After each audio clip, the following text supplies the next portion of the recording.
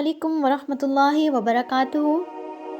आज की जो खूबसूरत हदीस मैं आपके सामने पेश करने लगी हूँ उसमें वज़ू की फ़जीलत बयान की गई है।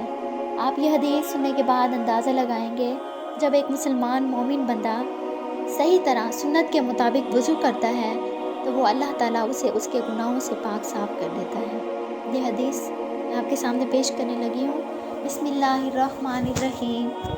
हज़रत अबू हुरैरा बयान करते हैं, रसूलुल्लाह सल्लल्लाहु अलैहि वसल्लम ने फरमाया, जब मुसलमान मोमिन बंदा वज़ू करता है और वो अपना चेहरा धोता है तो आँखों से देखने से होने वाली तमाम ख़ताएँ पानी के साथ या पानी के आखिरी कतरे के साथ इसके चेहरे से निकल जाती हैं।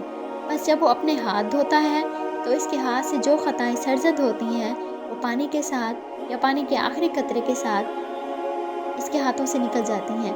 बस जब वो अपने पाँव धोता है तो इसके पाँव से जो ख़ताएँ सरज़द होती हैं पानी के साथ या पानी के आखिरी कतरे के साथ इसके पाँव से निकल जाती हैं, हत्ता कि वो गुनाहों से पाक साफ़ हो जाता है। जज़ाकल्लाहु खैरन कसीरा।